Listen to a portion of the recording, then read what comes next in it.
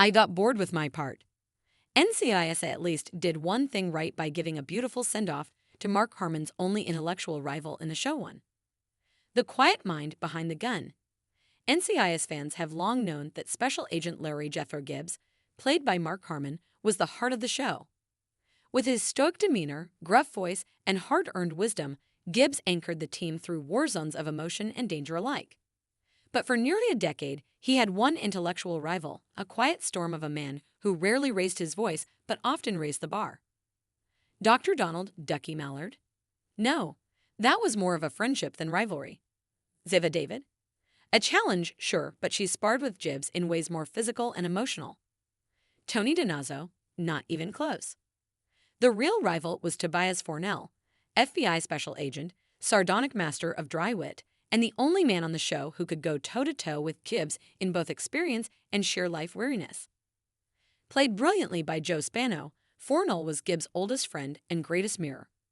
And when the show quietly wrote him off after nearly 18 seasons of reluctant cooperation, barbed jokes, and fatherly grief, few fans noticed the magnitude of the exit.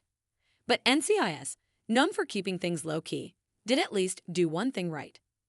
They gave Tobias Fornell a beautiful send-off. One worthy of the only man who could ever call Gibbs out without flinching.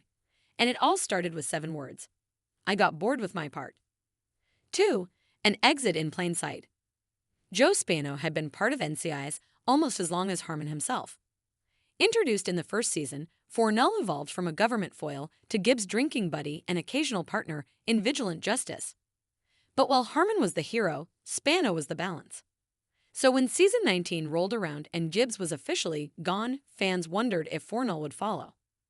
It was mid-season when he returned, only briefly, to help with a case involving a crooked narcotics ring that had taken the life of his daughter, Emily. He was grayer, slower, but still sharp as a tack. The writing hinted at closure.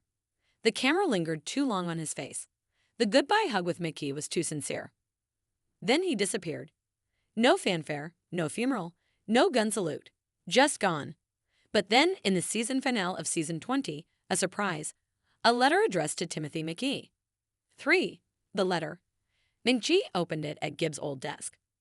Bishop's replacement, Agent Knight, looked over curiously. McGee read aloud. McGee, I've moved on. No dramatic exit. No gunshot wounds or fires. Just a man packing up his life and deciding to stop waiting for death to knock. I found a lake house in Vermont. Quiet, old trees. There's a boat that leaks and a dog that doesn't listen. It suits me. I got bored with my part. I realized I'd spent years playing the grumpy backup to someone else's story.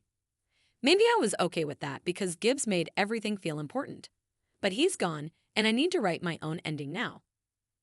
Tell Torres to wear socks with real shoes. Tell Knight to trust her gut more. Tell Vance to breathe once in a while. And McKee, tell yourself that you've already surpassed all of us. You just don't know it yet. Yours in service and sarcasm. T. Fornell, Knight blinked. Was that a resignation letter or a retirement poem? McKee smiled softly. Both. 4. The lake house for months, there was nothing. No callbacks. No flashbacks. Not even a mention. Fans feared he'd be lost to the long list of unresolved NCIS characters. But then, in season 21, they gave us the gift. A full episode set in Vermont. The camera opened on still water.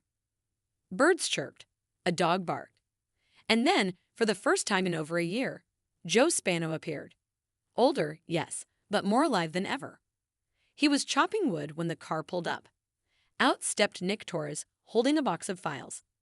A case needed Fornell's insight, one involving an old FBI investigation.